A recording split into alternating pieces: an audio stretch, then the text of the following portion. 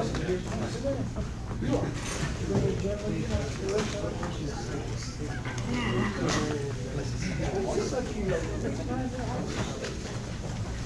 I'd like to see that.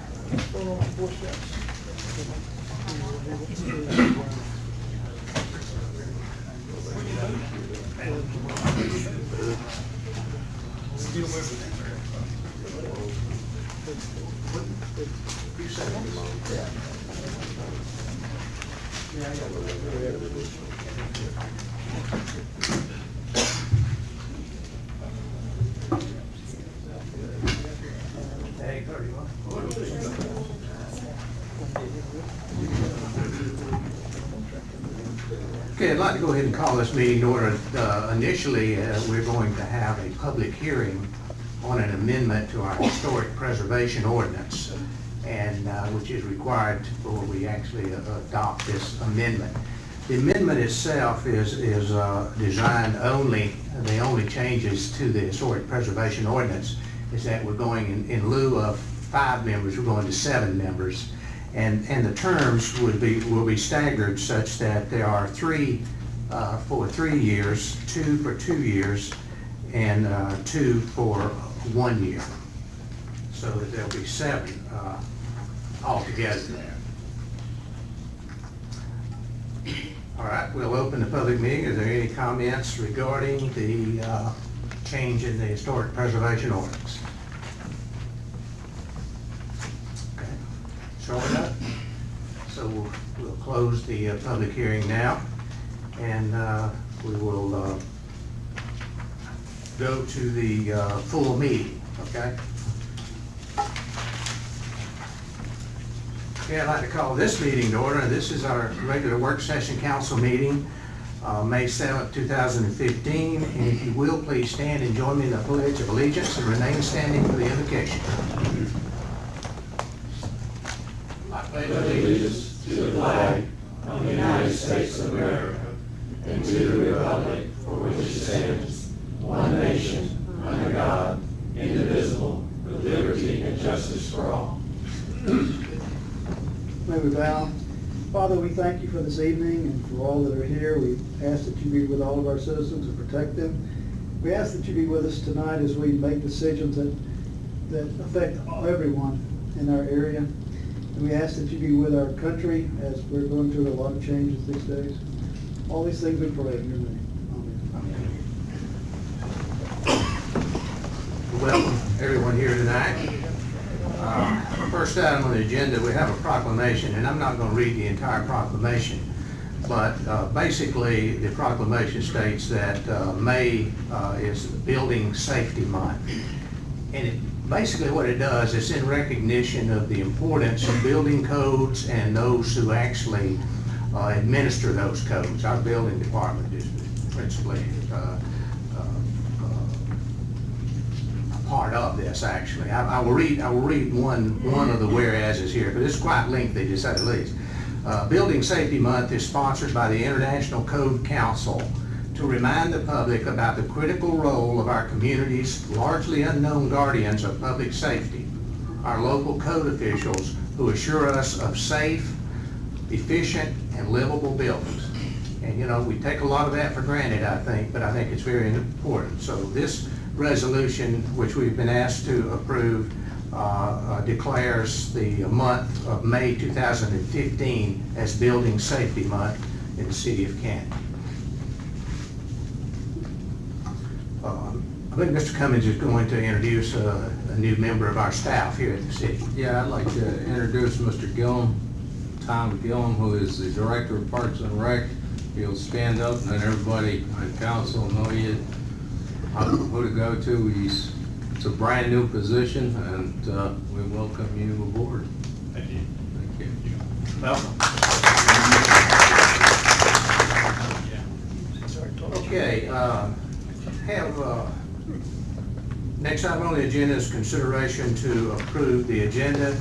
Do we have any changes, Ms. McGrew? I'd like to have Lydia Mountain Trail to the agenda, please. Under old business, that would be item F.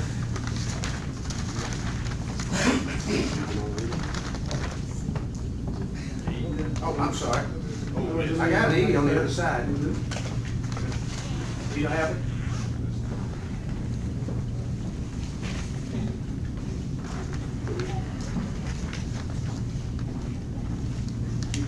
You don't have that one? Oh. I'd like to remove 9A at the request of DDA, they'll be bringing that at the June work session.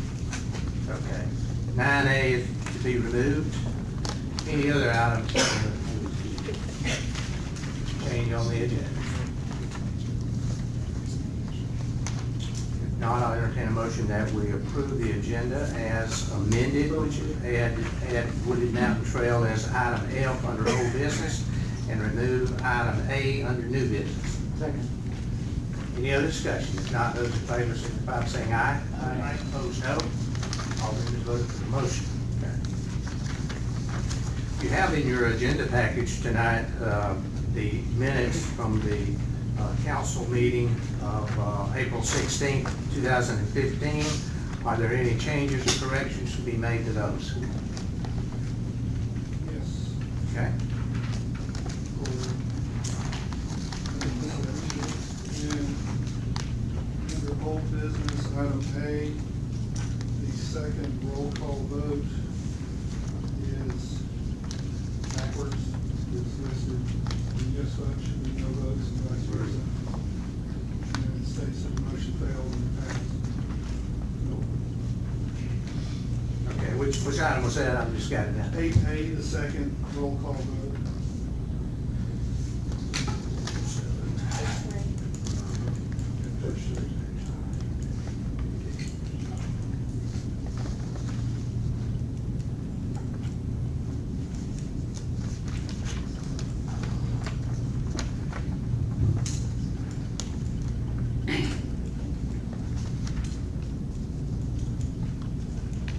Okay, so that should say, what'd you say that should, how that should read? The votes should be reversed. The ones that say yes should say no.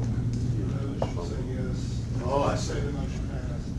It's the same as the one that Yeah, it looks like it's just copied. you just took it off. Camille, you got that? Typo error. Yeah, okay. Thank you. Glad you picked up on that. You read those pretty close, I think. No, I wasn't the only one. I spoke up first. Okay. All right, any other changes or corrections to those minutes? Mr. Grant? One other change on the consent agenda, 7A, just Regine Cordery, her name is misspelled as R-E, it should be R-A-J-O-Y. It should be R-A. R-A, this is R-E. Okay. Get you in trouble with her. Yeah, don't wanna do that. Okay. Any other items? Okay, if not, I'll entertain a motion to approve the minutes as amended. Second. Motion is second. Any other discussion? If not, those in favor signify by saying aye. Aye. Opposed, no. All members voted for the motion. You have in your agenda package the financials for March. You want to talk about those? Or I would just make a comment there. It looks really good as far as I'm concerned, because we're looking, at least under the general fund, of expenditures running about 42% of the budget year, and we're at 6 months, and the revenues running at about 91.3%. So I think we're doing real well from a budgetary standpoint. Okay. Anyone else have any comments on those? It's for informational purposes, so we don't need a vote. Okay, the presentation of the 2014 Comprehensive Annual Financial Report. Mr. Ingram?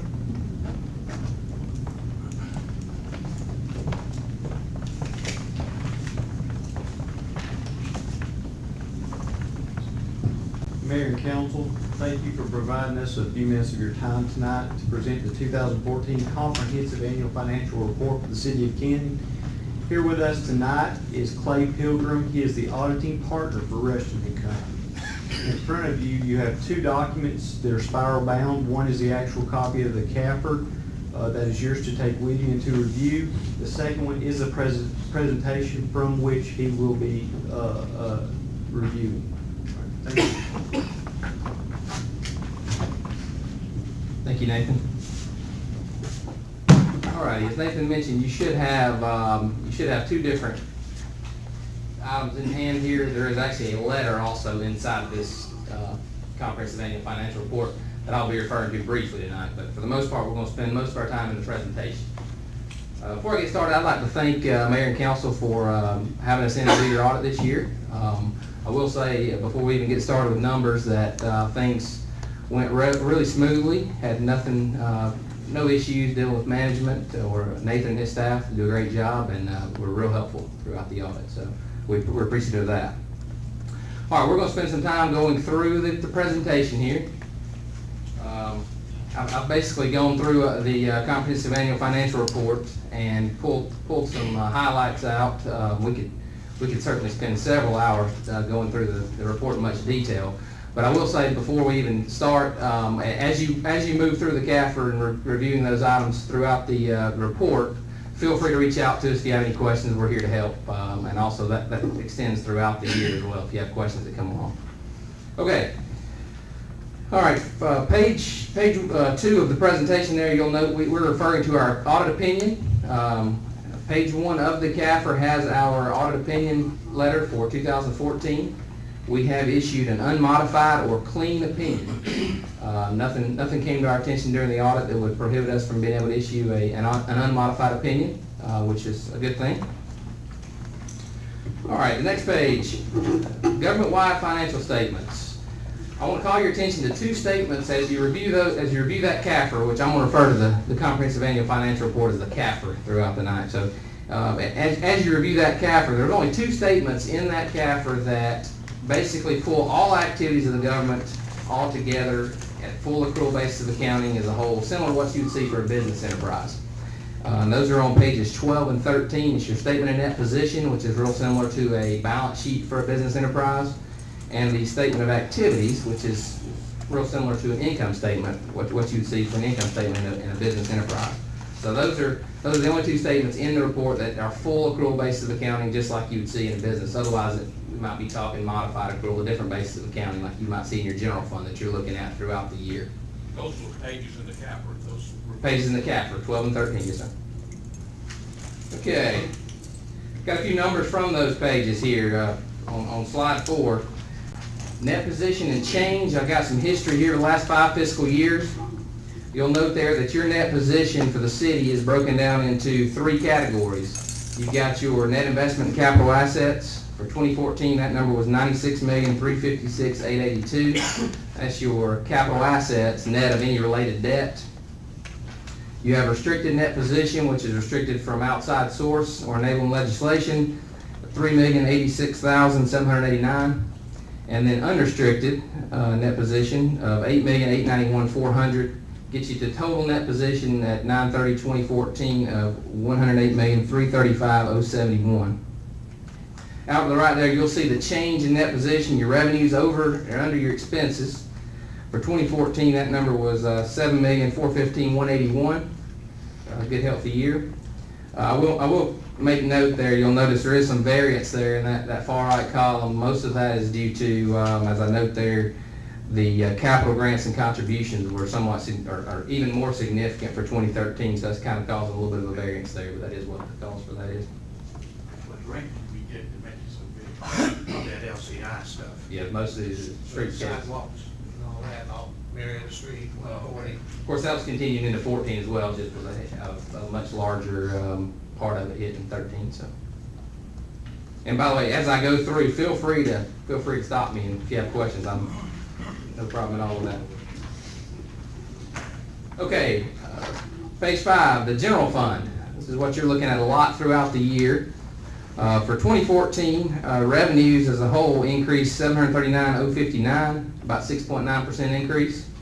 Most of that, or I've got a few items here, what makes up most of that increase. Your motor vehicle tax revenues increased about $250,000 due to the title ad valorem tax. We're seeing that really across the board with most all of our governments.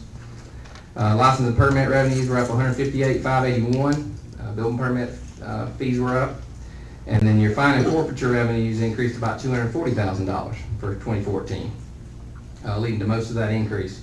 As far as expenditures are concerned, they increased about $798,000, or about 8.5%. Just got a few items there, a few budget line items. Technology expenditures were up about $149,000, and police expenditures increased about $400,000 as you filled some vacant positions there. Of course, you saw the fine and forfeiture increase to go along with it as well. Transfers out, sometimes we don't always discuss those, but I thought it was a pretty significant change. You decreased your transfers out to other funds about $700,000, so pretty substantial there, almost 70%. All right, unassigned fund balance. Your unassigned fund balance is your fund balance in the general fund that is available for spending. No restrictions on that fund balance. For fiscal year 14 was $3,136,247, which is about 31% of your expenditures, annual expenditures, are about 3.7 months. So a pretty healthy reserve there in that regard. That increased from $1,899,926, or 20% of your expenditures for fiscal year 13, or about 2.4 months. So good year for 14. All right, slide 6 is kind of a graphic portrayal of what I just mentioned as far as general fund revenues and expenditures are concerned. As you'll note there has been over the last 3 years an increase there in revenues and also an increase in expenditures as well. Page 7 is a similar display for the fund balance. The top line, the total fund balance, that's the total, including restricted fund balance and unassigned, any non-spendable items. The green line there is your unassigned fund balance that I mentioned a few minutes ago is available for spending at the council's discretion. Okay, slide 8 is some increases or some decreases here. I guess we're talking increases in this regard for the water and sewer fund. So in looking at operations, as far as operating revenues are concerned, they increased this year $1,437,940, or about 16%. Water fees were about $520,000 of that increase, and sewer fees $950,000 increase. Largely, there's basically twofold as reasons. You're probably aware of those reasons. Those are, one, you increased rates, but also there was a lot of new development, a lot of new tap fees were up significantly for this year as well, so that's something you'll see in the future as well, a nice increase there. Operating expenses increased $284,000, made up predominantly of, you have an increase in depreciation as your capital assets in the water system have grown. That was about a $150,000 increase there, and then electricity costs increased about $140,000 for fiscal year 14. Always like to discuss interest expense for your debt in the water fund. Fiscal year 14, you'll see slightly lower at $396,585 versus fiscal year 13 of $425,343. And then unrestricted net position, similar to that unassigned fund balance we talked about earlier, except we're talking full accrual basis of accounting here. So unrestricted net position, for fiscal year 14, you had a $631,400. And in fiscal year 13, it was a deficit of $1,712,293. So significant change there in that regard, as we talked about with the increase in rates. Increased $2.3 million. That's correct.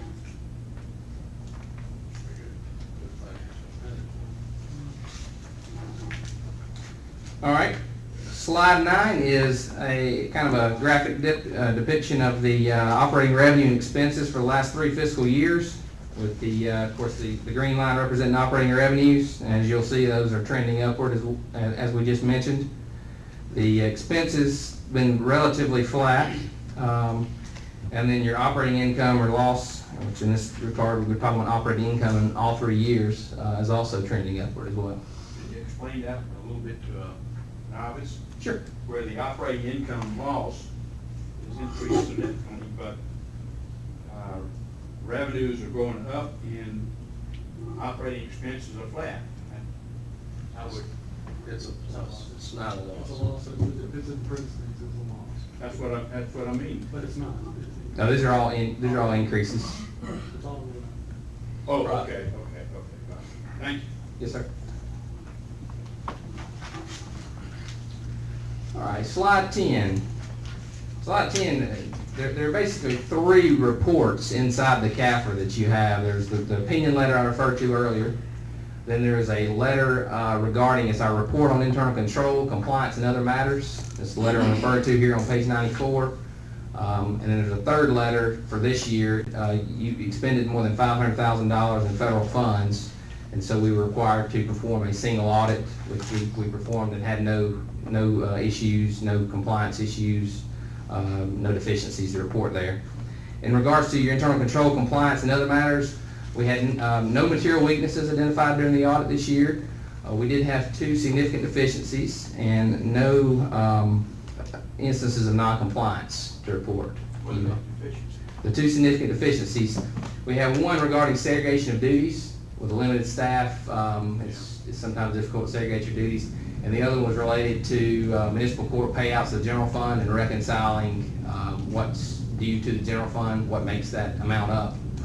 That's an item that Nathan and the municipal court staff and I worked with throughout the audit, but they're working towards getting that one in line going forward. Those are our 2 deficiencies we noted during the audit. Okay, slide 11. One of the things we like to do with all of our government appliances, we try to keep council abreast of what changes are coming so that you're not slapped in the face with a big, huge number. It's going to hit your balance sheet, which is kind of what we're talking about in this regard. But we try to, GASB's continually making changes, and they're making changes as we speak. And sometimes I think they change just to keep their jobs, I think. But GASB's very busy. And so they've got GASB 68, which is Accounting and Finance Reporting of Pensions, will take effect in your next fiscal year 15, the one you're operating in now. And what that will require governments that have defined benefit pension plans to record and report the unfunded pension liability. And so, just for example, if we were to book this as of September 30th, 2014, it would have been a little over $2.3 million. That will hit those statements we just talked about. The 2 up front is the main. Do you have an idea what the percentage of unfunded versus funded? What's that $2.3 million represent part of the percentage? I can tell you that.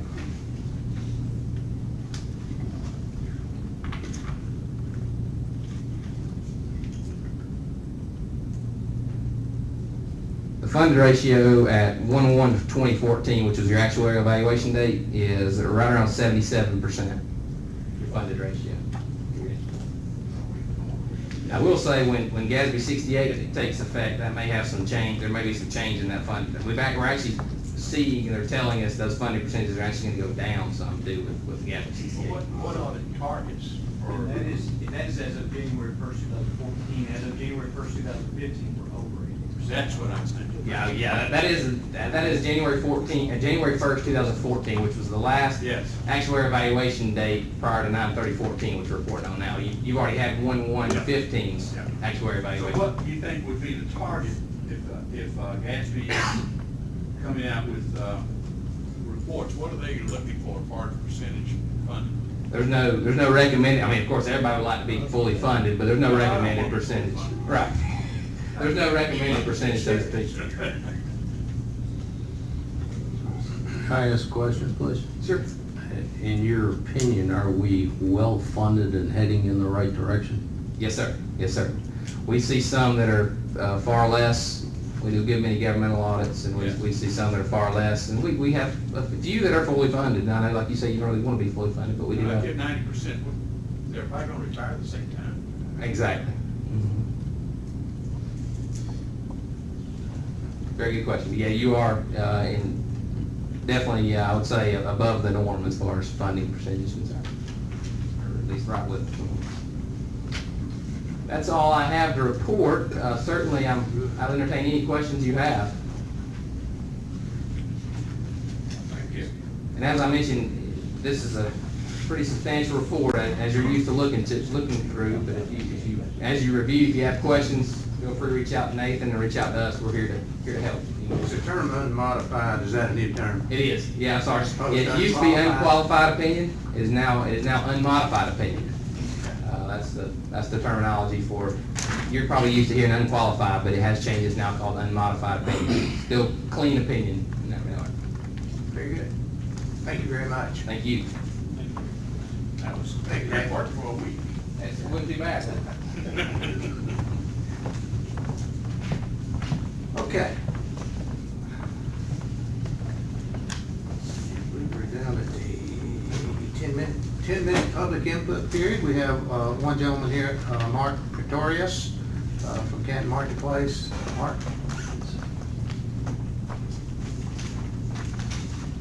Mayor and Council, I appreciate the opportunity to speak to you, and I'll be as brief as I can. My name is Mark Pretorius. I have opened a Massage Envy franchise in the Canton Marketplace.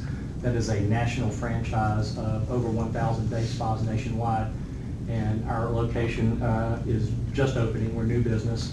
And in an attempt to have a grand opening celebration, wanted to apply to the folks downstairs in the building development for a temporary sign permit to put a hot air balloon on top of the building. It's one of those air inflated things you may have seen out front of car washes. They have what I call the crazy man, that the air blows him up and he deflates. Well, this is of a similar nature, but it's just static. It doesn't move at all. It just looks like a small hot air balloon sitting on top of your building, and you have a banner across it that says grand opening. You've probably seen these in lots of businesses all over the United States. There was one recently at Bill Holt Chevrolet. When I made the application for the temporary sign permit, I was informed that the code only allows a balloon that would require 9 cubic feet of air to inflate, which would basically equate to a balloon smaller than myself, smaller than 5 feet, smaller than 6 foot. So obviously this would not be anything that any business would invest in to do advertising, because obviously no one would see a balloon that small. Had a meeting with Mr. Cummings and Mr. Patton and Mr. Green from the building development, and they basically said that the formula used in the code is outdated, and they basically inherited it. And so that code, the formula that's used to determine whether or not you could do this, is pretty much outdated and has been on the books for a number of years. And so I asked, is there any way to get around this? Could I do a variance? There is no provision for doing a variance to a temporary sign. I thought about applying for that, and then that would be roughly $1,000 for a 7-day sign, which of course no business could afford to do. So my attempt to come here today is to ask, would the council grant permission to the city development folks downstairs to allow me to have this sign. It would be an actual a variance to the code, but they agreed they would not oppose it. Should the council grant permission, they would not oppose that. They all agree that if I'm saying this right, Mr. Cummings, that the code itself is just pretty much archaic, and they inherit, their hands are absolutely tied. They can't do anything unless the folks here approve it. And there is no actual, there is no vehicle to make a zoning variance to a temporary sign. There is no actual vehicle to do this. Did you say Bill Holt did it? I don't, hope he's not in the room. I'm not trying to get anybody else in trouble, but lots of businesses may have done this from time to time, and they just put them up. Again, they're only up for a short period of time. The actual code says 7 days, so you can do this. But I got the actual name for the balloon company off of their sign, so I thought it should be no problem. But then I found out there's a lot of, I want to do things the legal way. I don't want to go around I don't want to do anything that's against code or against. We appreciate that. I just don't want to do that. I'd rather just do it the right way, get permission. If they say no, they say no. But if you ask permission, some folks would rather just violate and then ask for permission later. I'd rather do it the other way and do it straight up. Ms. McGrew, you have a comment? I have a question. May I ask a question? Yes, sure.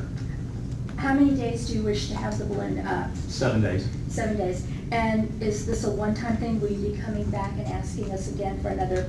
No, ma'am. You can, they said, the folks downstairs, if you do it, if you structure it away, you could probably have it up past Friday. You could stretch it to 9 days because the code enforcement guys don't work on the weekend. So technically you could have it up to a weekend, which I might do that, but 9 days would be the absolute, if I structured it so that it would run past 5 o'clock on Friday, then I probably would leave it up till just Monday morning, but no more than 9 days. You're not gonna come back in a year and ask for an anniversary sign? I only have a grand opening one time and just trying to get some attention to a new business. Okay, thank you. Yes, Mr. sir. Russ?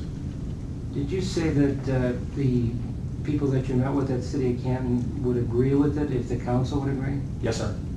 Mr. Cummings was there, Mr. Patton was there. Is the Canton Marketplace, don't they have some governance? Do they also agree that they would allow it? Yes, sir, I already have a permission letter, and it's in my original temporary sign application. The permission letter from When was them. your grand opening? What day? I remember getting the letter, I don't remember the day. Actually, I actually cut the ribbon Thursday, but when you're a new business like mine, every day's a grand opening because nobody knows I'm there yet. So tomorrow could be our grand opening, or next week could be the grand opening. So this is something we have to vote on tonight? Do we make Can we do that? No, I don't know that we have to vote on it tonight, but, Well, he's in his grand opening. Do you have the balloon? he can do I that. could they can have it installed tomorrow. If I called them tonight, they would have it installed as quickly as we Well, I could. make a motion, we allow him to put up a sign for the 7 plus 2 days if it works that way. Whatever the sign may be, whatever the cubic feet of air. Thank you. Second. Okay, we'll have a motion in a second. Any other questions or discussion? We're gonna vote, it's an emergency. That's about it. It's an emergency. Well, we call it balloon an emergency, but This is, if you can do it, that'd be great. That's a hard sell. we get a lot of hot air in here, I'll I help think, you out. What size balloon are we talking? It's about 21 feet tall, so it's barely past the ledge of the building next to me is called Books A Million, and I'm down lower, of course, and he's up high, so maybe it might show 10 feet above the top, but it's well within. Is it gonna be on your roof or in front of the On the store? roof. It's on the actual roof. It's on the roof, okay. Any other thoughts, questions? Have a motion in a second? If not, those in favor signify by saying aye. Aye. Opposed, no. Thank you very Carry much. on. Appreciate your time. Okay. Thank you. We really appreciate the way you came in and asked for that instead of just doing it, you know? Because a lot of them would just do it and go on. Not me. No, it's very professional. Send us Thank an you. email, tell us what you're gonna do. Thank Thank you so much and welcome to Canton. Thank you, glad to be here. All right. Item 8A, discussion of the LED lighting, Amor Khalil. I may not have pronounced your name, but I don't know. It's close. You used to, okay. Thank you, Council. Thank you, Mr. Mayor. My name is Khalil Amor. I own a few businesses around here, and I have LED light on my stove been 2 years. And when I talked to Mr. the officer come to me, he said I have to take it down. And when I talked to Mark, the building inspector, I think, my name is Mark, he said, you guys vote on it, but this is new ordinance, I should be grandfather in. He said, because it's been 2 years, he's not gonna say anything about it. And he said, you guys, I don't know, you forgot to say about grandfather in, or you just didn't write it down, I have no idea. But he told me to come over here and explain to you my situation. Okay. If I should take it down, or should leave it then, or do, I don't know, if I give him a baby back for it, or what I spend, or what it is. Okay, I've asked our city attorney to address this. I think it's gonna be, I just don't think we can do retroactive enforcement, to be honest with you, of an ordinance, I think we can prevent future ones, but I don't know. Bobby, you want to address that? Yeah, legally you can. If people have vested rights, then you might owe them money for taking something from them that they've had, but it's really just up to you. It's, because it's an exercise of your police power in determining how things look. The prohibition against ex post facto laws doesn't apply.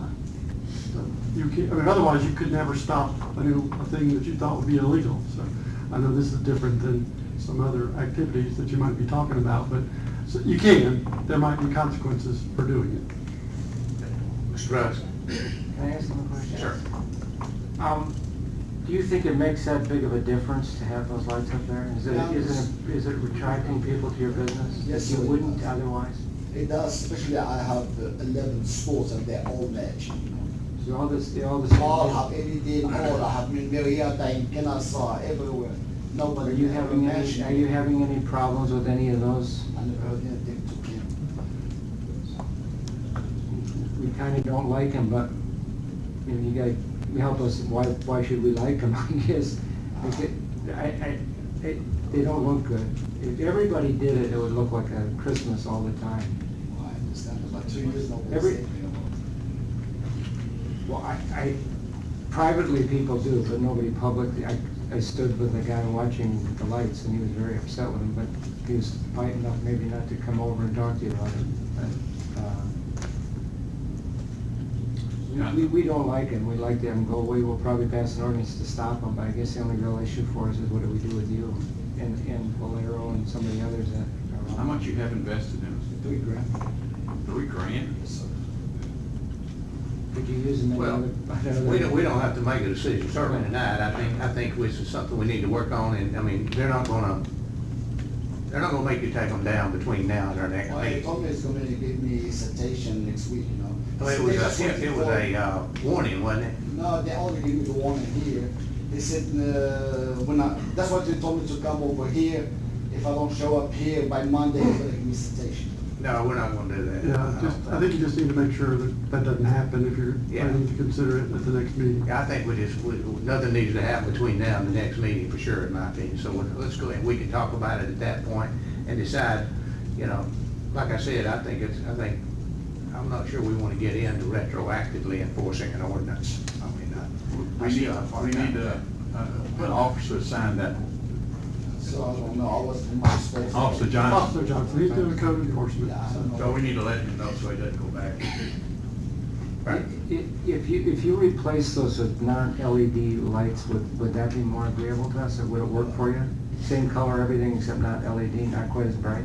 You can use neon light, you know. Would that help? It's gonna be the same thing, you know. Well, it's real, LED. Neon's already prohibited. Oh, okay. How about candles? Candles, yeah, I don't know. If it's neon, it's probably, you have to tell them, because they told me I can replace with neon. You cannot replace it with They neon. said you can replace that. Downstairs, they told me I can. Okay, then I may be wrong about. I thought the neon had to be inside the window. Okay, well, outside the inside, window. but you can see from outside. Yeah, the neon has to be inside, the neon cannot be outside, I think that might be correct. Well, you can do They'll that see. from inside too. So you would put them inside, you could do that. You can, but it's gonna look same thing, just do another. Well, not as bright. It's gonna be. If we have an LED, yeah, well, if we have an LED ordinance, you'd be in compliance with that. That's fine, yeah, I'll do anything you guys tell me to do. But, you know, I love to have them, you know, keep my store there all the same, you know.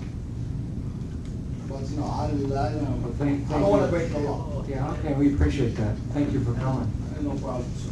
Thank you. Okay, we will discuss this, and at the next meeting, we'll discuss it further, and if there's something we can do, we'll take a vote on it and That's fine. decide how to address that issue.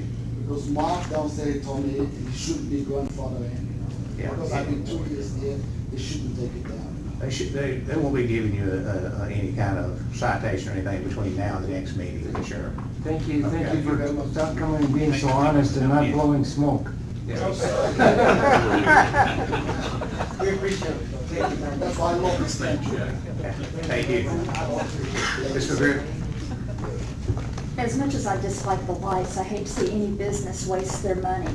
I don't see anything in the ordinance that talks about a business not replacing lights once they go faulty. Do we need a paragraph in our ordinance to say that they cannot be replaced when they go faulty, but if they're grandfathered in, they can have them until they're faulty? Okay, and also, I'd like to know how many other businesses have LED lights like this in their windows. I can think of Three. three. That I know. Valero, Cloud9, and then the Sandy Hook station. Are those the three, only three? There's a Texaco, but it's a county property up on Marietta and. That's That's county property, it's none of our Yeah, business. no, I know that, but that's exactly right. Does that make sense to have a provision in the ordinance that, if we do vote to grandfather them in, that they not be replaced once they go I faulty? think that, Sandy, I think that might be a little bit technical because faulty, if 2 or 3 bulbs burn out, does that mean they can't replace those bulbs and eventually it would look terrible? It'd look better to have them in there than not. So I think we ought to be real careful when we do that, what faulty means. So Okay. yeah. And restricted to the current business. Well, if it changes hands, it's gone, and that's good, I like that. We can work on it. I think our ordinance now really does, so, I mean, it restricts it, that you can't do it, you know, any more business can't do that. And the question here is just whether or not those who already have those, when we pass the ordinance, you know, it can, I'm just continue. thinking of if they sell the business or the new leasing comes in and they're installed, it's flip the switch.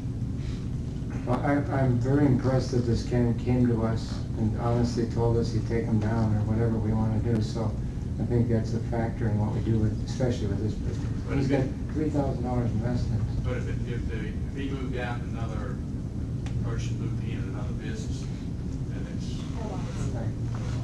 Right. yeah, is that the way it would work now? Well, it'd have to come to whatever the code is presently, and if they come into the business, and that doesn't mean code to do business, and he's got to get rid of them, just like the rest. Are you saying if they sell the property or if they lease it? I mean, if they lease it, I don't know that, those people have any. Let's just say there's a new business, and whether it's sold, leased, whatever, if there's a new business, it's not, it's closed, whatever you would call that business. Smokehouse. Well, Now, I was thinking, what kind of, if it's a restaurant that moved in there, they wouldn't have that advantage of having those parts. Is that right? Is that the way you would interpret that? Well, we can do whatever we want, because I think you can retroactively on it, so you can limit your retroactive application however you want. The way it's done now, that wouldn't happen. They're up, doesn't matter who's using them, the way it is now. Yeah.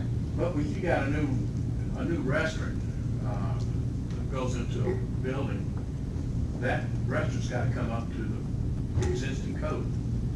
Not if they're leasing, do they? I mean, Yeah. they don't have anything to do with the building, technically. But they gotta come up to whatever the code is for a restaurant. You know, you just can't have, an old restaurant that's dirty, or things like that. They gotta come in and modify it, just like, I guess over here it's, across the street, Pig. If I own a building and I lease it to somebody, I think I would control whether or not they change the lights on the exterior or not, as opposed to the tenant doing that. But I don't know. Well, I can tell you one example, and that didn't work. But anyway, one of the things that we do change ordinance, what we might want to do is it's for the current owner, if he sells this whole chain of 10 stores, the new owner in Canton, Georgia will not be able to keep those lights on. And even though he might own the smoke shop, he's not that guy, and we're making an exception for that owner. That's what we just have to look at the ordinance. Yeah, you know, the one that precipitated this apparently couldn't do anything because of his lease. But when that lease expires, he could certainly do something at that point before he leases it to I anybody disagree with else. that, but that's his issue, yeah. Anyone else? Okay. Item B, discussion amendment to the ordinance to create a Historic Preservation Commission. This is what we held a public hearing on earlier tonight. The changes are basically the number and terms of the membership. And basically I intend to nominate 7 folks. The terms include, and the nominees that that I will nominate, and you can consider those. Sharon Brooks Hunt, she lives in Providence Point. Nell Magruder from East Marietta. Jeff Brown from Bridge Street. Susan Bice from Great Sky. Glenn Bliss from East Main. Felt like we did need someone with some building, and he has done quite a bit of renovation and historical presence here in the city. Jack Fincher, for 2 years, Susan Bice and Glenn Bliss, and for 1 year, Jack Fincher and Stacy Young. So there's that will be the 7 once we pass the ordinance that I would nominate. The next item is the discussion of the parking enforcement ordinance. Mr. Young? When I brought this up at the last meeting, Mr. Dyer said he wanted to do a little more research on the ordinance, so I added this so we could find out what I think. Yeah, and talked with the mayor a little bit about it too. As I was trying to decide where to put in the warning as part of the ordinance, it occurred to me that we probably don't want to put that in the ordinance. We just want that to be a policy.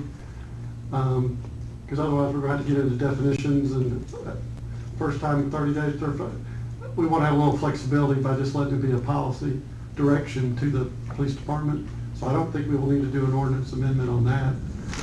At least that would be my suggestion.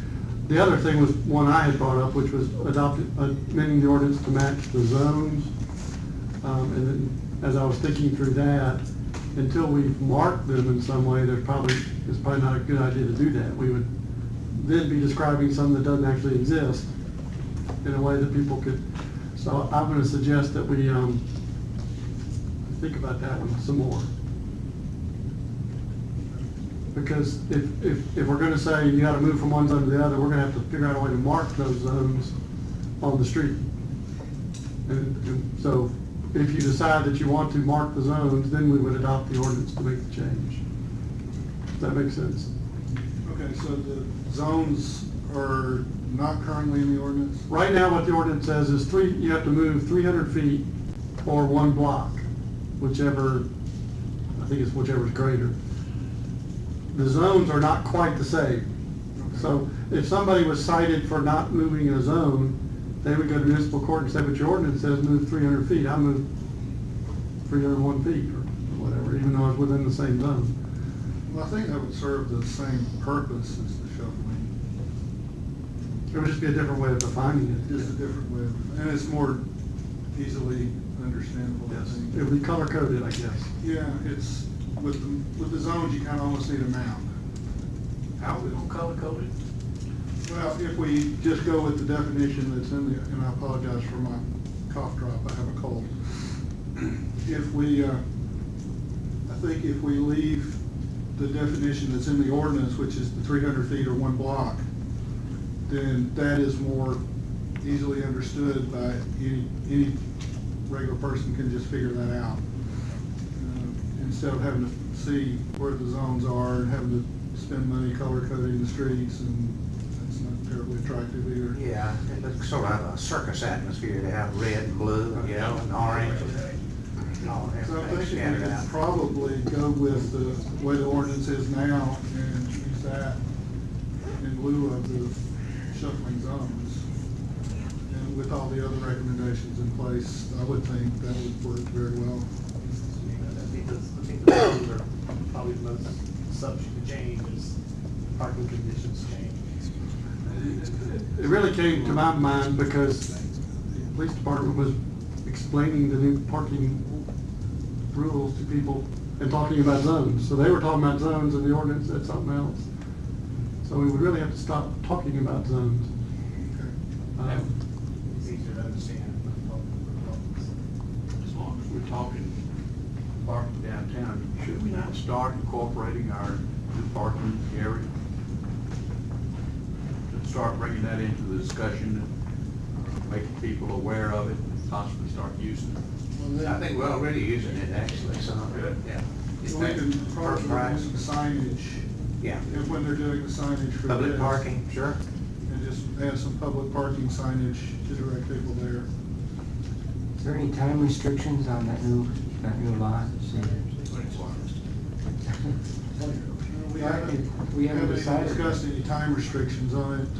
That's not in your map, I don't think, was it? No, we didn't, when we did the We didn't know map, that. we didn't have the property. We didn't know at the time, that. so. And that's something we need to decide if we want to put a time restriction on a lot like that, or we don't want people to.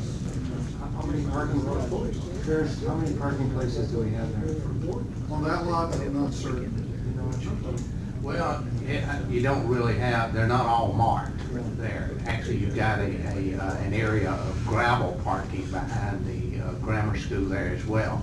But you've got pretty close to a little better than 3 acres there of open space when you consider the 3.63 or whatever it is acres, and the footprint of 2 buildings is all you have. The rest of it is open space, and most of it is susceptible to being parked on there. So it's quite a bit of parking spaces if it were mapped out just right, and ultimately if it's paved completely over, it could be striped and put parking spots in it. I don't know. How many parking spaces can you get in 3 acres? A lot, actually, you know, so. We should make them perfectly aware those orange cones behind the school, the B building. Get some orange cones in the parking lot. Orange cones? Yeah. Orange cones that parked here. Oh, you said they are there? They are there. The reason, as Mr. Crosby said, is that wall's about to fall down. Just thought I'd mention that. I know it isn't there, but that's what I say, is that wall's about to come down. Yeah, the school board is doing this parking there now. No, not those orange cones, they're not. No. Well, it sounds like we're gonna leave the ordinance alone then. I think that's probably it sounds like that's the way we should probably go. What's gonna happen to all your work? It's just gonna become part of a policy then, or we're gonna stay? Well, it would, basically all we would be voting on is whether to resume enforcement or not. Oh, I think okay. That's gonna be on the next. that would be, Put it and change our time limits on certain areas. Put it on the consent agenda next. Yeah, we should probably put it on the consent agenda next time. Okay, sounds good. All right, next item, discussion architect selection for the Northwest Fire Station. Well, is that not the next? No, I got No. Sandy and Wood Mountain Trail, and you had That's later on, okay, a little bit later on. Well, we never actually finalized our selection process there. We've got some information about the next low bidder, which was Wiley Wilson Architect, and they are doing the 2 county station designs of 2 county stations right now, and they have done some more recent fire station designs in our first discussion at our last meeting. Now, I would like us to take a look.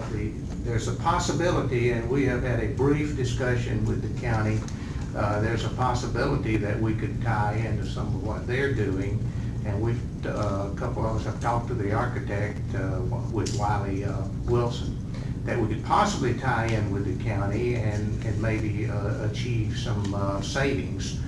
I know they're paying like, since they've got at least 2, I think they're paying like 3.5% or something like that, architectural fees. But I think it's something worth exploring, but at any rate, I think that the experience that they have and the reputation they have would certainly I think they would do a good job for us. So I would like to just ask that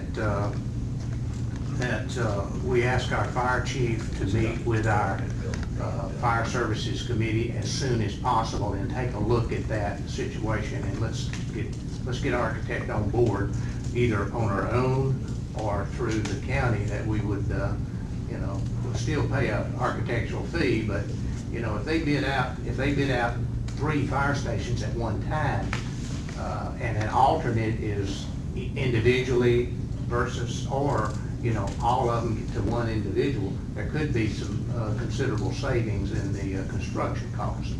So, but I think it's worth the fire committee taking a look at. So, I would suggest that the fire committee, which was, I believe, Bill and Sandy and Jack, I believe, is on the fire committee, if they would just take a look at that process, and let's try to move as quickly as we can on that.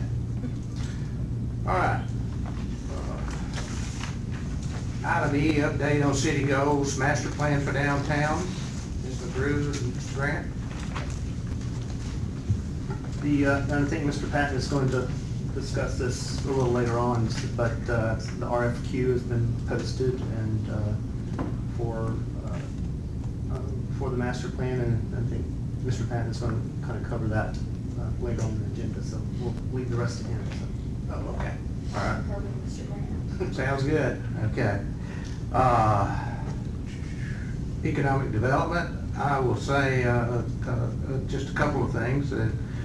Last first Friday, 2 new businesses opened in downtown, the Snug Restaurant and Jump Drunk Jones, or the other way around? No, that's what it is.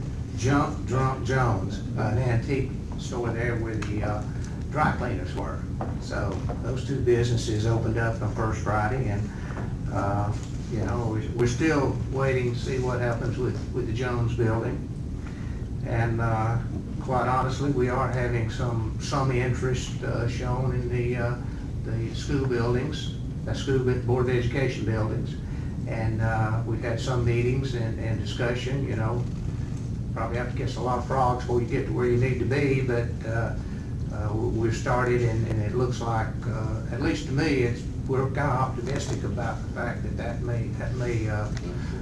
something may happen with some of those buildings a lot sooner than you might think. So we're working on that very hard right now. Okay, Parks and Rec, Mr. Hupman, did I miss somebody? No, that's, Okay. we've already introduced our new person. That was your report? That was good. Okay, debt reduction, that continues. Just continuous, as we see from our financial report that we had earlier. Okay. Added item F, Wooded Mountain Trail, Mrs. Group. Thank you. At the last meeting, I asked Mr. Cummins if he would get together an estimate for fixing the street with curbs and gutters, with and without embedded storm drains, and I'm wondering how that's going. We met with residents of Wooded Mountain Trail, went over the problems and the issues. It's going to need an engineering look at. The problem is more complicated than just sticking in storm drains and curbs. If you'll know, Wooded Mountain Trail is a downward slope. It comes down. We initially thought that some of the problem was because of the runoff from the hill, but the runoff is coming all the way down the street, and it's coming at such a velocity down the street that it can't take the slope to go into what are natural drainage ditches, and there needs to be engineered as to what will be the best way to handle the drainage. The pavement of the road is a different issue, but the main issue that they have right now is this drainage as it comes down, instead of going into the right side of the street, is just going right across some of the yards. We're in the process of getting an engineering task order put together to bring to council for your approval to look at what is necessary to address that problem. It's not something we have the capability in-house of coming up with a solution. It needs an engineering study. Mr. Cummings? Thank you. We put a top coat on that street, along with a curve that, what do you call it? Rollback. Rollback, thanks. But if you put a top coat on that, you can slant the top coat towards the other side of the street. That forces the water to go the direction we want it to go in, rather than where it's going. I mean, You'd really have to, if I might answer that, you'd really have to dig up that whole street, and you'd have to make a significant slope to the right side of it. It isn't just putting another top coat on, and I don't think a rollback curb on the left side of the street will be sufficient to stop that massive amount of water when we get a downpour. So the question is whether or not a straight up curb on the left-hand side of the street would divert the water to the drainage ditches on the right side or not. It's not really the pavement that's the problem. It's how the water is coming down from the top of the street, and it just hits a velocity on that curb that it's no way, even though there is a slope towards the drainage ditch, there's no way with that velocity that it's gonna reverse its course, because nothing is stopping that. As you know, I live on such a street that has a big hill, probably as big as the one that they have. And another fact is that when we built the park, the 11-acre field has a 1% slope for that very purpose, 1%. So I do believe that you could decode that street and have a 1% slope to the other side. And if you go to that field and you look at it close, Again, it's like that. It's not totally flat. again, I don't know the answer whether that's correct or not correct, and you and I could discuss this probably a long time, but the answer is to get an engineer in there to say, what do we need in order to solve that problem? And I not be an Well, engineer. I totally agree, but I just don't want to overthink something and make it too complex and too costly for it's going to slow us up in getting what we want to get done. Is that I envision the problem is probably not as complex as one might think, because I do live on such a street, and my place in North Carolina even has a steeper slope than that, and I've had to address the issue me personally. Have you got curbs on both sides And in the Great Sky? I do. Actually, you know, normally when they pave a road or build one, they put a crown in the middle. Yes. If you got curbs on both sides, half the water generally goes Yeah. to one side, the other, until it gets down to an inlet, drop inlet, where it, you know, then goes down to drainage easement or If something. they can put a crown in the middle and go to two sides, they can put the crown over here and let it go over there. I'd be a little higher, but It only takes 1.2%. well, I think there's underway to try to get a task order there to find out what we really need to do. Okay, item A is off. Item B, discussion of possible emergency action on approval of funds for repair of a fire department engine. Mr. Cummings? Yes, we have a fire engine that's down because of the front axle.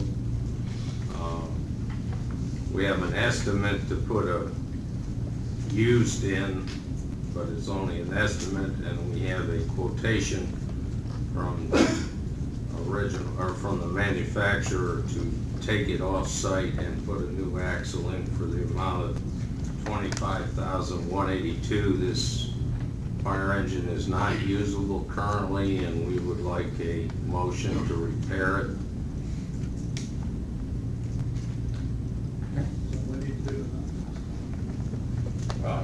The engine's not good. How much is it gonna cost? $25,120 or $182. And we gotta go to Louisiana to get it done? Isn't that what it is? And Cajun fixing. Yeah, Bolden, Louisiana is where I believe it will be. That's correct. We get it done in Atlanta, but the towing is less, but they only estimate a used one for $20,000. I think we're better off spending $25,182 and getting a brand new front Are they axle. gonna tow it or they gonna put it on a flatbed? I have no idea how they I wouldn't wanna do tow it. Mr. Russ, you have, Yeah, I was just gonna say that, is this the fire engine that we can't keep tires on? They keep wearing it 1,200 miles to, Yes, it is. so this will cure that problem. That'll solve that tire problem, will it not? How much do those tires cost? Probably about $1,000 a piece. Won't take long, we'll pay for it. I believe when the chief told me about this quite a while back that it was coming, that he said it would dramatically increase the life of the engine also. Wow, man, yes. now this has been down since November, right? I don't know. I don't know, Chief, you might know that. Chief, are they gonna tow that or carry it on a flatbed? They'll come and get it on a lowboy and transport it down there. And the cost to get it there and back, FOB both ways, is $3,100. Yes, sir, the truck has been down since November. and that is the first generation Timothy front end, which the other two trucks that we have, or other three trucks, has the second generation Timothy front end, which does not have the same design. That was a design flaw. That truck is 8 years old, so obviously it is out of warranty, but it's a design flaw where the ball joints are actually coming off the tire. The manufacturer is in Switzerland, Sweden, across the pond somewhere. So trying to get the parts from there, they will actually have to remanufacture the parts and send them in and hope they work. The company in Atlanta, we can get the truck, actually tow it down there, they'll look at it and give us a better estimate. But the estimate is for, as Mr. Cummings pointed out, is for a used axle. This being a specialty type vehicle, there's just not many people around that does it. So the thought was going back to the manufacturer. They installed their axle first. They've got the engineers for emergency vehicles. That is the safest and most economical way to get this done. Skip. Yeah, at this time, I'd like to make a motion that we go ahead and purchase this, get this taken care of, this public safety. I'll second the motion, but I have a question. There's no warranty, obviously, but this is a faulty design. They're gonna be paid $25,000 to fix what they should have never sold in the first place. That truck with that model axle was a short-lived model. They actually replaced all the components in it, beefed it up a little bit, make it a lot stronger mechanism. Actually, completely redesigned. For the second version. Yes, sir. We just happened to be unlucky and got the first. I think we got one of the last ones of that generation. How long are you going today? We're hoping approximately a month, and it should extend the life of the truck. We're hoping at least get at least 5 more years out of it. Yeah, what model is that? Is that the name of it? What kind of vehicle is it? It's a Smil truck, but Ferrara actually builds the Smils. So Ferrara buys the chassis, Smil buys the chassis from Ferrara, and that truck is a 2003 or 4. I'm sorry, I don't remember off the top of my head. We have a motion in a second, I believe. I think apparently we need to move on this because you've got some others that are having trouble too. We've got another one in Atlanta now getting worked on for a similar problem, but this one's actually a lot cheaper to fix. Okay, that motion said, those in favor, signify by saying aye. Aye. Opposed, no. You may want to go with it and have some crawfish down there. All right. Discussion of the contract with ARC for the LCI master plan update. Mr. Patton, please.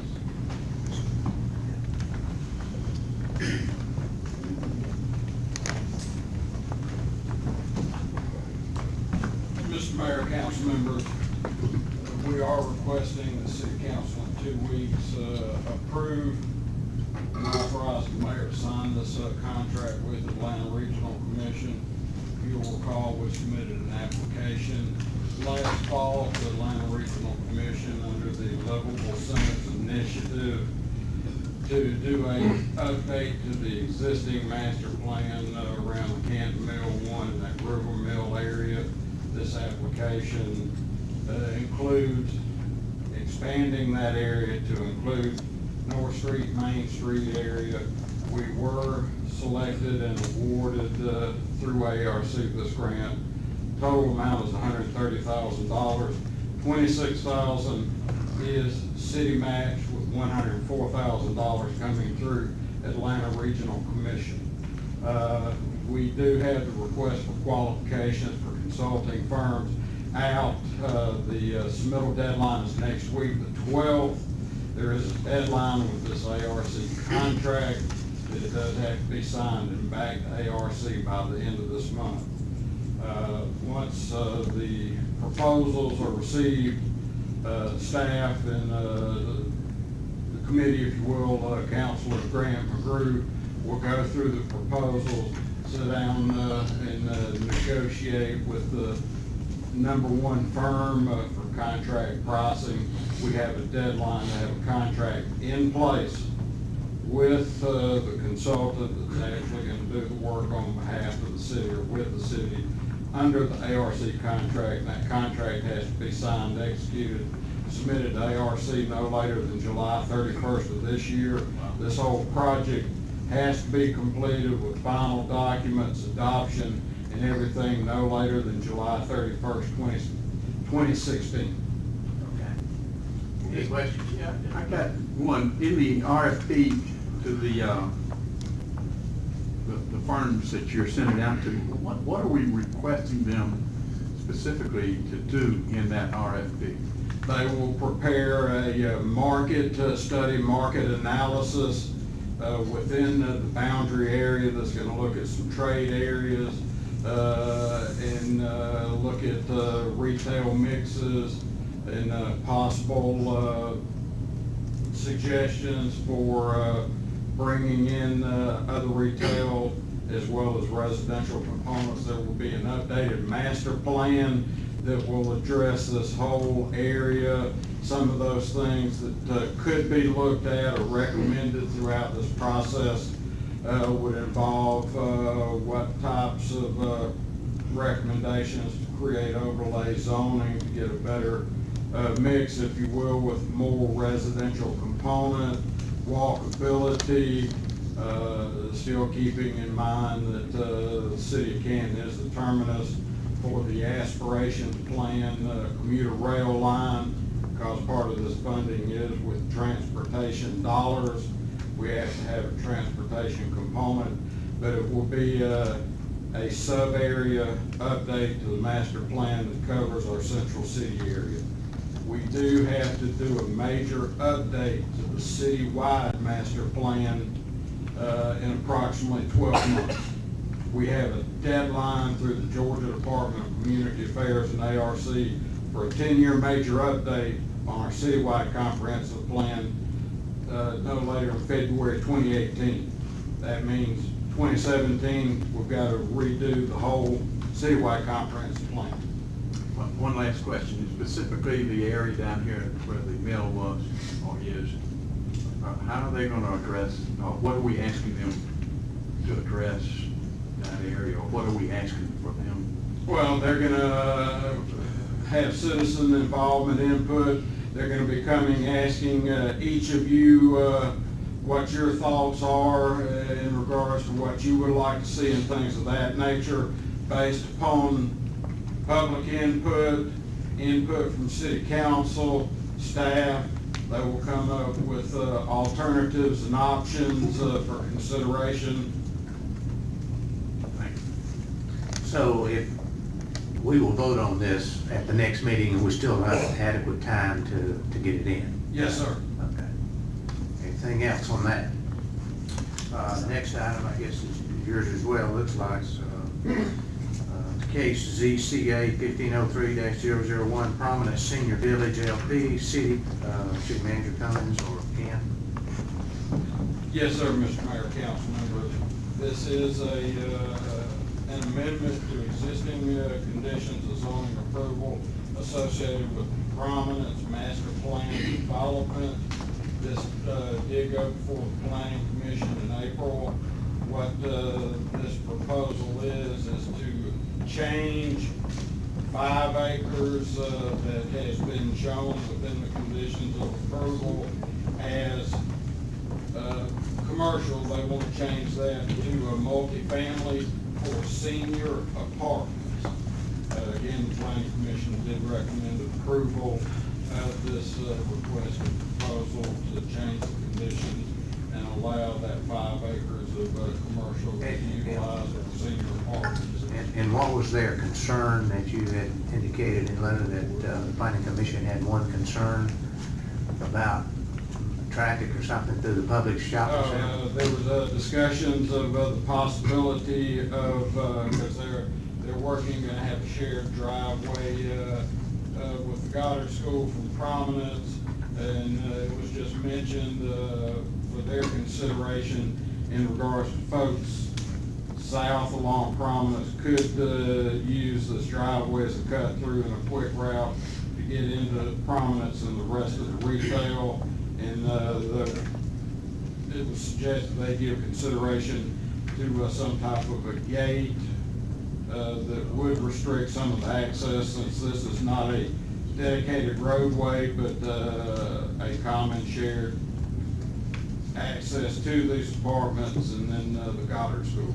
And this is shown as retail, commercial type property. Yes. And they want to change it from commercial to residential. Yes, 4 senior apartments. Have the other businesses in that's gonna be sharing, have they voiced an opinion with it? There was no one that spoke in opposition or support of this proposal. All adjacent property owners were notified in writing of this proposal and had opportunities to come speak. The applicant will have some buffers, and especially on the western property that incorporated Cherokee County properties. So if you turn into the Goddard School, you go right to it. It's on. There's approximately 2 acres that has been reserved for commercial. It's the northern 5 acres that would be taken up by the senior apartments. And will it be adjoining commercial? Yes.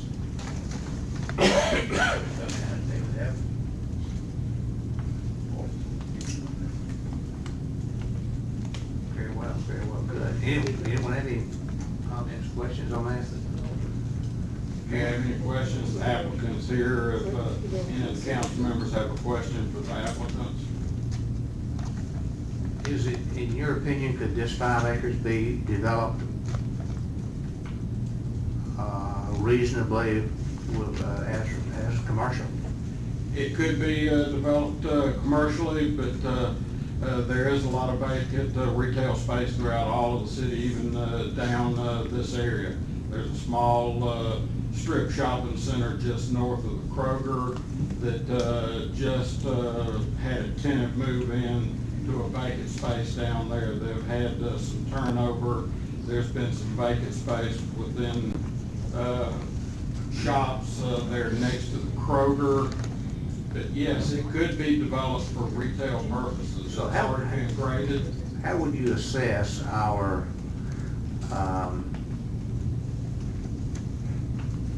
relationships between residential and commercial properties in the city relative to, do we have too much residential, too much commercial, not enough commercial? I'm not sure what the exact percentage mix is, Mr. Mayor, but I can tell you that there's somewhere between 16 million and 20 million square feet of retail, office, and limited light industrial that is approved through the zoning process that has not been developed and put on the books. And how much residential has been approved that's? When we did our comprehensive plan update 2008-2009, there were 8,800 single-family detached residential units that have been approved through the zoning process, of which 1,600 of those 8,800 single-family detached lots had already been developed and put on the ground waiting for builder takedown. There were approximately 2,000 multifamily apartments that have been approved through the zoning process that had not been developed and put on the ground. If you consider the existing housing stock outside of what is approved through the zoning, there's somewhere around 11 to 12,000 single-family detached homes in the city of Canton. Have you been able to view the renderings of this proposed apartment? They did show some. They are aware that they have to come to the oversight committee once if city council approves this zoning condition amendment change. They still have to go through oversight committee for the exterior building materials. But do we want to change the zoning before we see what they want to build? The apartments are considered commercial. You know, if you want to see them, ask them. If the mayor will let you, they've got the renderings. I'll definitely let them. But, you know, I'm just asking. The exterior is part of the process after zoning. It's not really relative to the zoning question, but I don't have a problem with them. They're probably gonna have to provide a little more brick and or stone. Okay.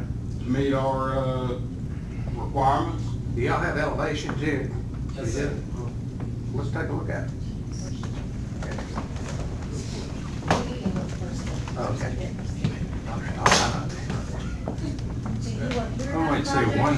We have some things to pass out that have the aerial, it has the site plan.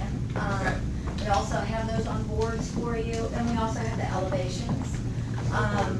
Do you want to hear the overview and, you know, answer some of the questions, or do you just want us to be available to answer your questions? I think just answer the questions would be enough at this point. Might make one statement if I could at this time, is that with these 75 units coming in, it will help the existing retail businesses that are there, like Kroger, Publix, Walgreens, etc. Especially being that it's senior housing, the tendency of seniors is to shop near where they live. So that is an area where there is a lot of retail vacant space, and these kind of dwellings, to me, would help business in that area. Are these, I mean, for instance, what is the anticipated rental on these apartments? I'm sorry, I'm Josh Thompson, Peachtree Housing Communities, the owner and developer. I apologize that I missed part of that. What's the anticipated rental amount on those units? I know you got probably, are most of them 1 and 2 bedrooms, or? They're all 1 and 2 bedrooms. 1 and 2, okay. That's right.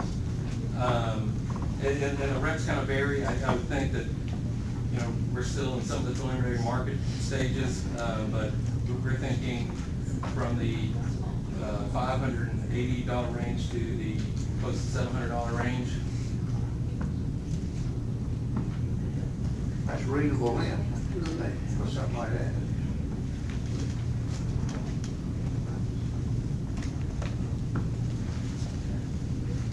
Anyone, Ms. McGrill? Thank you. I like the looks of this. It does need a little more dressing up with some stone and brick to suit our vision that we have for our city. What I'd like to know is, because this is nestled in a commercial area, what are your plans for security for the seniors? Well, you know, if we're talking about inside the building itself, all of the entrances, whether they are here kind of under the 40-foot shape, which is where the main entrance is, or on the ends, all of our residents, their entrance is secured with a fob or a security card. And so if you don't have one of those, you can't get in unless you buzz the person you're coming to visit and they allow you to enter.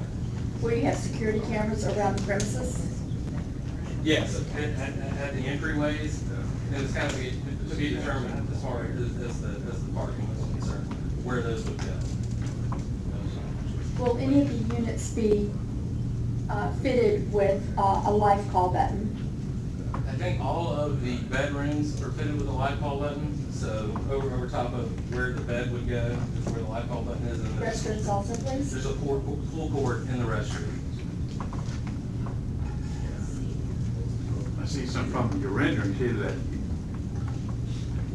a lot of them do have more stone on them than the ones that you've shown, which looks nice. Kind of, here are the other two that are actually in your package as well, just kind of from the other side view. But as we were speaking about earlier, all that is subject to getting a meeting with the additional committees that we need to meet with prior to having plan approved. And we're certainly those. The one in Jefferson, Missouri, is just about 90% snow. Certainly, I mean, some cities you go to, it kind of varies as far as what you need to. We like stone. Are there sidewalks on Providence Parkway? I can't remember. There are. The sidewalks actually come up to, they're in the right of way. Of course, I grabbed the wrong one.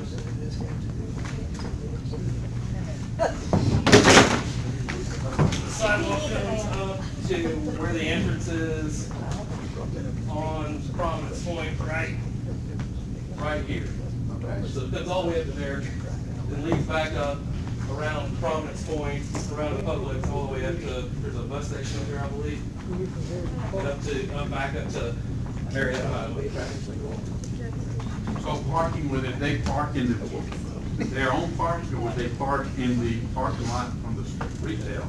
They would, in our own parking lot that we've shown there, all those parking areas that we've shown on the site plan, those are new. Thank you. How many acres? 5 acres. And did you say there were adjoining commercial properties still available? On the east side, northeast corner of the 5 acre site. Which property is it? Which commercial property? It's the commercial in and out parcels where the public says. The northeast corner, how much is on that northeast corner? How much? Right. In addition to this 5 acres on the northeast corner, how much additional commercial property is there? That's all that there is. There's some vacant property between this property and Marietta Highway. I think that is designated. In addition, this is, so this is kind of taking up most of that available commercial property there. Yeah, have we had any interest from like other commercial retail in this property? No. There's been no retail activity or proposals in relation to this 5 acres since I've been with the city. Jack, you had a question? Yeah, when it's finished, how many people do you expect will live there in the apartment? Usually, on our senior properties, it's a little less than 1.5 persons, because we'll have some couples, but the majority of our residents will be single occupancy, even in a lot of our Total number? So the number would be south of 150, probably close to 130, maybe 145. Is that was it 74 units? 75. 75 units on, and that would, I mean, you're still gonna have some land left over, right, on that 5 acres? I mean, how much, that 75 apartments and parking won't take up 5 acres, right? Essentially, a big part of that is taken up here on this section here with unincorporated Cherokee County. There's a large hill right here that's gonna cut hill, and we're gonna leave that in place and not disturb it in between us and the single family residence. So that's all you'd anticipate on the 5 acres? That's right, we're done. Okay, yeah, that's. Will 72, age 72 qualify? Anyone 55 and older. Amenities there, other than the apartments you have? So our amenities will include, so inside of the building itself, we'll have a business center for our residents with computers, printers, copiers, hook up to the internet, all those things. A fitness center with low impact exercise equipment. And then outside, we'll have a grilling station, barbecue pavilion, and a raised community garden, which actually gets a lot of use.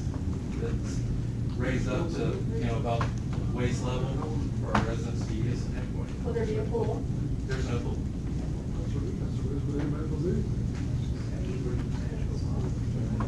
Okay, anyone else have any questions? Thank you very much. Thank y'all. Appreciate that.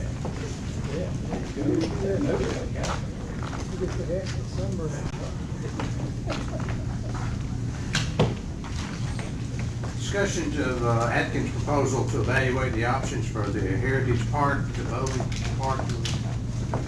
Bowling Park walking trail. What you have is a engineering task order in front of you to relay out the trail between Heritage and Bowling. If you remember, we had that once before approved, and we even had a grant, but we found that the trail was going under the Georgia Power easement, and we canceled, or we withdrew and canceled our application for the grant. This is to relook at alternatives for where that trail would go, or options for that trail, and bring it back to council and say, here are those options with estimates of what each option might cost. Okay. Any questions? All right. Next item, discussion of the contract with Casey Custom Docks LLC for the construction of the reservoir floating boathouse. We have currently 2 boats. When I say we, it's in conjunction with Cobb County Marietta Water Authority. Excuse me. And we have 1 boat that is a police boat, and they have a reservoir boat. Both of those boats are on trailers and have to be launched. If we have to launch our police boat, right now it's downtown in the fire station, so it has to be taken all the way up to the reservoir and launched, so there's a delay. And in meeting with Cobb County Marietta Water Authority, they would like, and I agree with them, to put in a boathouse with hoists, that are actually power hoists, so that we have quicker access should we need to get into that reservoir by just lowering the boat into the water. And our share would be around $20,172 for that, and they would be paying the other 3/4. That'll be up the next meeting for a vote. Does it have a sun deck with a cooler up there? It will have. Just flatten that roof out and we can put a sun deck up there. Any questions, comments? Okay. All righty. Next item, discussion of the Canton Marketplace lift station reimbursement agreement. In your packet, we had a very unusual agreement with Sembler relative to reimbursement for the costs on the Sembler lift station and a force main that's attached to it. And the way that agreement was written was a certain amount of money for each tract of land that was contained along Cherokee Northside Boulevard. So they came and they spent, I don't have the exact amount, 1.3 or so million dollars, and they determined by the size of the tract of land how much each tract would end up paying for reimbursement to Sembler, so that when we developed the tract of land, or when it was developed, we would collect that money and give it to Sembler. Couple of the tracts of land had prepayments so that they're already covered. For example, the tract that Northside Hospital is on had already been prepaid and had contributed initially. The problem with that agreement is that the amount of capacity used isn't necessarily determined by the size of the tract of land. It's by the use to which the land is put to. And B, since it was based on, the reimbursement was based on 100% of capacity, that any additional tracts of land or developments that were not included in that original agreement would theoretically have no access to that lift station. So in discussions with Sembler, we set it up to determine what a gallon of capacity cost was in relative to reimbursement. And this, by doing it and changing it to the usage of the capacity rather than to an individual tract of land, it will allow us to add other developments, and there is currently one that is in the county that would be in our sewer district, but under the current agreement wouldn't have any way of connecting without a special approval of this council to charge based on some future expansion. So in discussion with Sembler, this allows them to get reimbursed as the capacity is utilized and would reimburse them, and it would also give us the ability to add sewer customers that currently don't have any rights to that under this agreement or under this agreement to the actual lift station and force main. Any questions?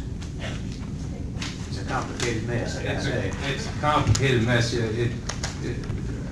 This is the way it should have been done The way we're proposing and Assembler has agreed to it, if council approves it, is the way it probably should have been done in the beginning. Let me ask you a question, Does. If I bought a piece of property within that development,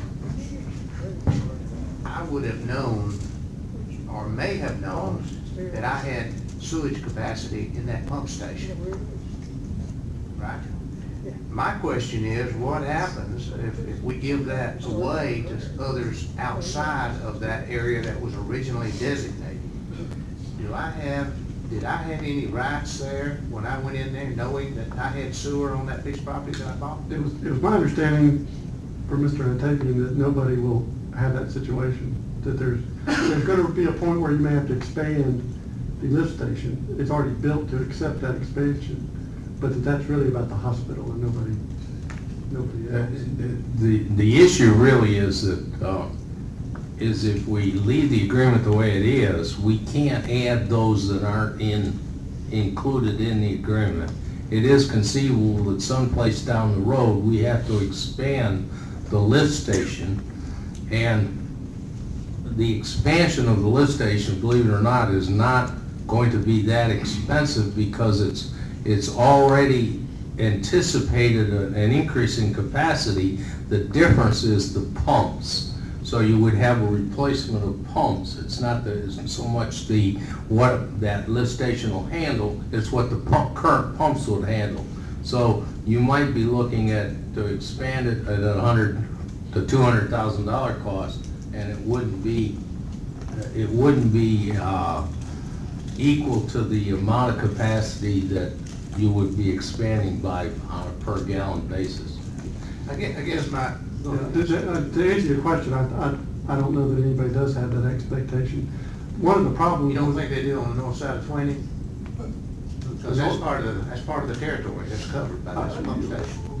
Yeah, and I don't know how you're going to get it from north side of 20. Some parts of that are up a hill and then back up a hill. But it's not recorded. I mean, I don't know how anybody would know they have any expectation. The real problem, practical problem with this was it would be a large chunk of land that owed $300,000.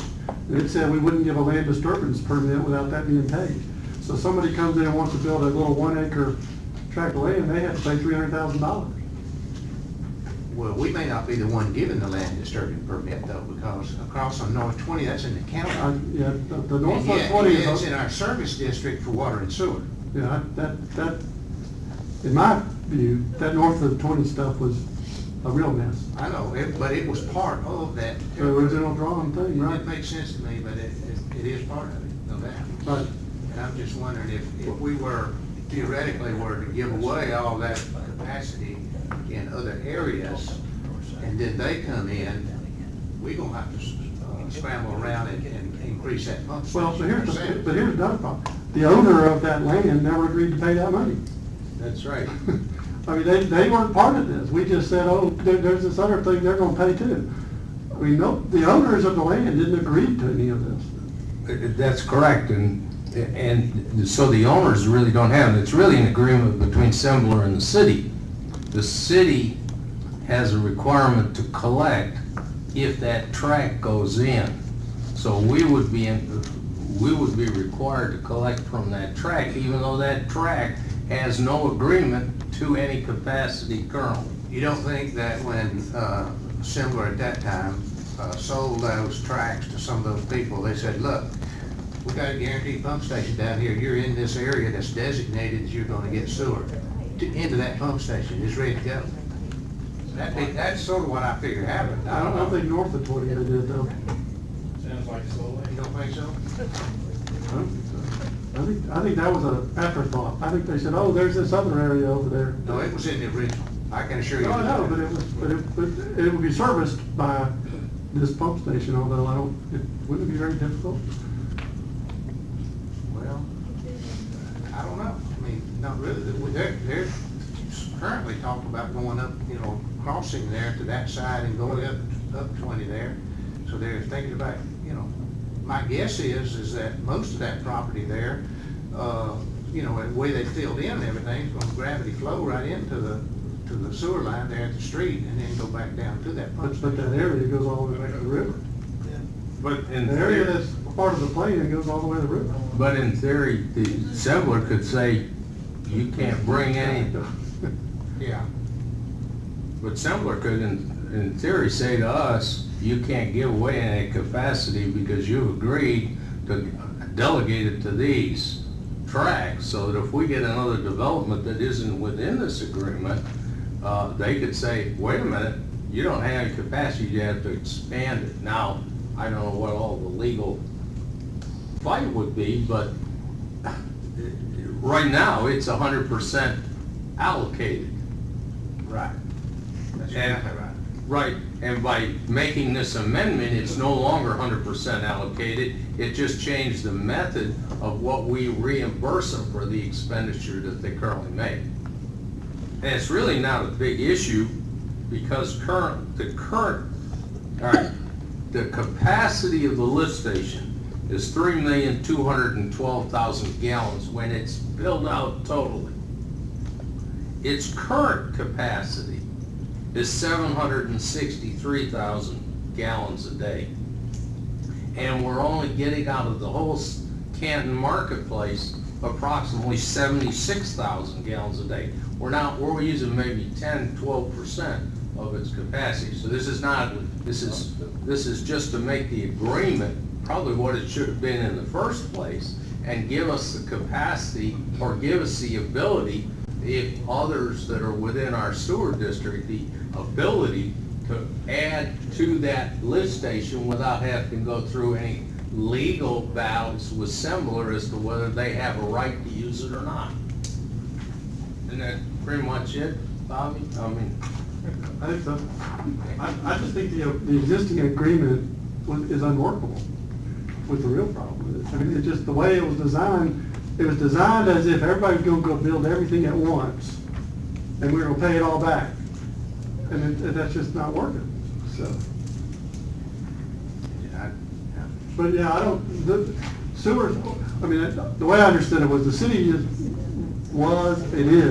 going to be facing a point where you're going to have to say, how are we going to expand this, who's going to come in? You're going to have those questions anyway. Well, the potential there is that you give the capacity away outside of that development.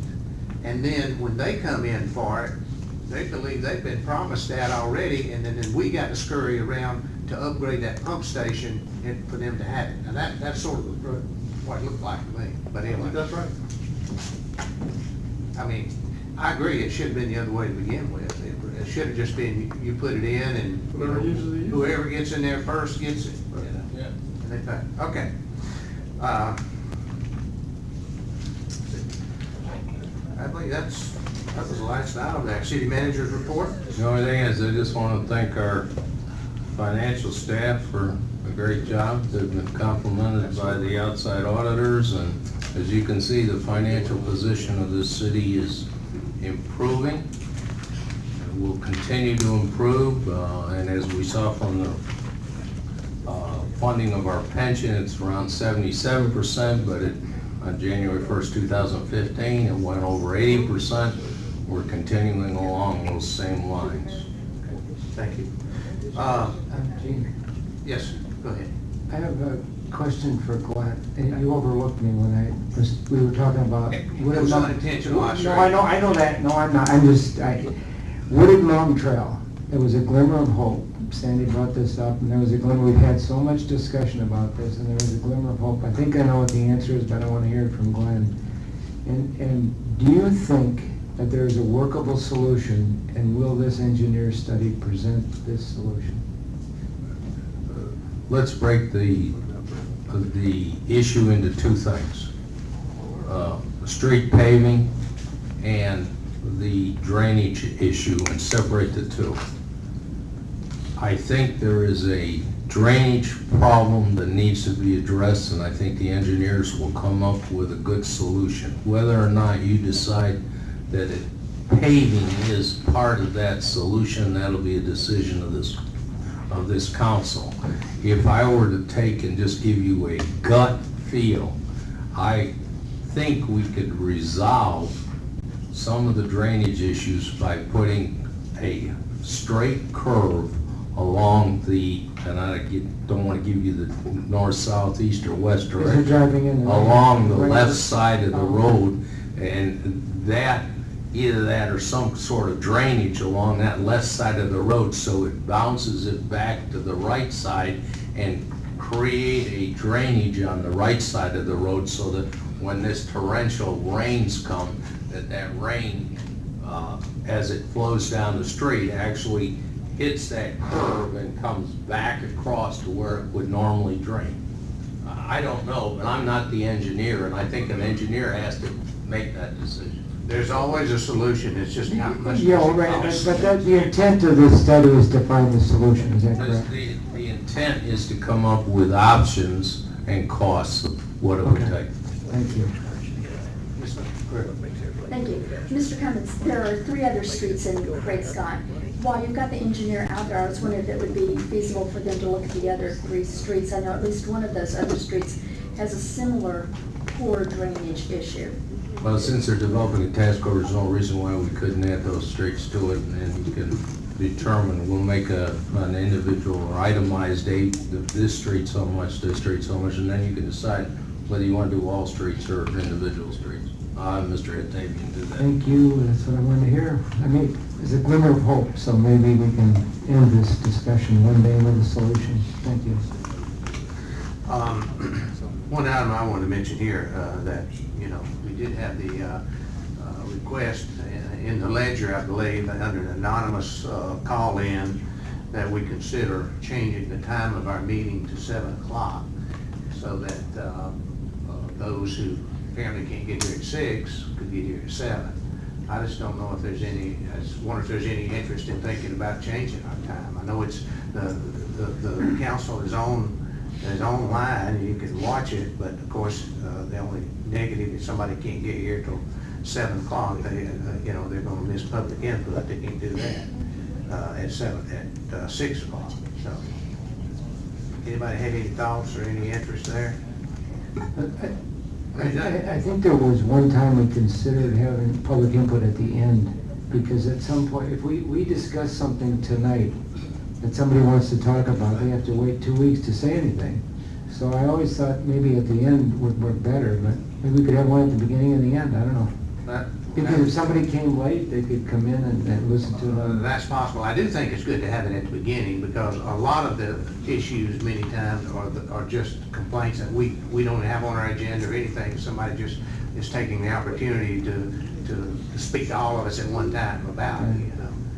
I think that would prevent some even showing up to. You put it at the end? I think there'd be, yeah, if you put it all at the end, I agree. So I wouldn't say put it all. Maybe allow anybody that comes in late to have that opportunity if they want to at the end, I don't know, just to. Well, I mean, Of course, if they they miss- could always get on the agenda for the next meeting. Yeah, I know. Come in and we could have it at a time. But if they can't come till after 7, they would always miss it. How about 6:30? No, I tell you the what, only bad thing is when we go long, you're gonna be out of here at 10 o'clock at night. It's Yeah. late. Well, this survey, thing, could we survey the public and get a general, I mean, because if we do start later, I'm afraid we'll lose people that come earlier, because as long as some of our meetings go. It'd be 11 o'clock, people- get out of here, wouldn't it? People will not come because they're gonna get out here so late and. Well, half of this audience will be asleep. have this council. Well, the bad thing about jumping to somebody who's an anonymous poster, that's tough. I mean, you don't even know if he's a resident of Canton, or she, whatever. I mean, you know, we need to be available for the public at a time when most people can and would come, I think. And, Maybe 7 I'm o'clock not would sure when speed that us, might be. would speed us up, then we wouldn't want to get out of here, so we'd be done quicker, I don't know.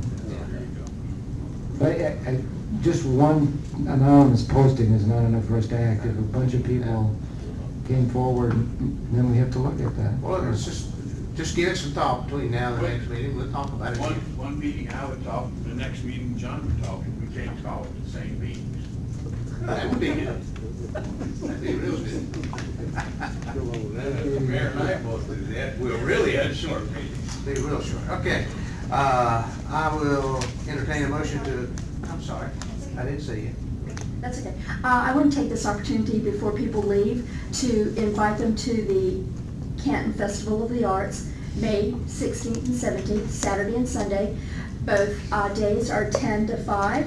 And I want to profusely, wholeheartedly, and warmly thank the city for your promotion and your support of our art festival. And I want to thank tourism for their very generous donation and sponsorship.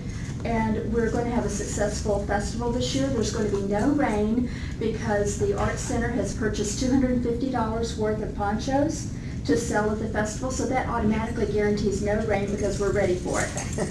So we want everyone in Canton and outside of Canton, all over, to come to the festival.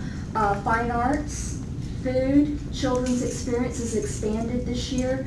Serenity Gardens will have green living, clean living, repurposed products, natural products. The beekeepers will be there, so it's going to be a fun time for everybody. A much expanded children's experience this year, so bring the kids and shop and get a funnel cake. Thank you. Anyone else have a public service announcement you would like to make? That was good, thank you, appreciate that. Okay, I'll entertain a motion to adjourn the executive session, discuss Second. personnel litigation. Second. Those in favor, aye?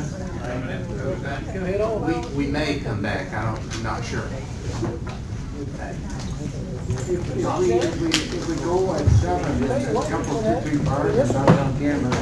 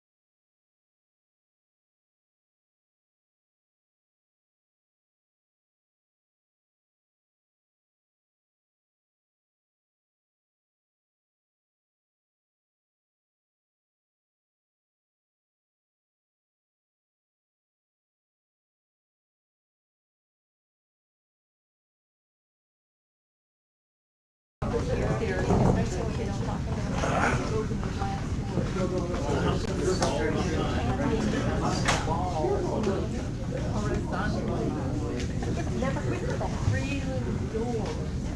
No, it must have been something that was coming in the 40s, but never came. So, Okay, we are back in open session now, and we have discussed consideration of the contract of the city manager, and I'll entertain a motion regarding that contract. I'd like to make a motion, can I put the motion on the floor? Then we can discuss it. I'd like to make a motion that we honor Mr. Cummings' original contract with the city when he signed on in July of 14, that the termination would be without cause and he would be paid according to the terms of that original agreement. Have a second. Any other discussion? If not, those in favor signify by saying aye. Aye. Opposed, no. All members voting for the motion. That's the only item we have, so I'll entertain a motion to adjourn.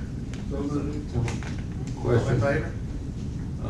Is this effective according to the contract?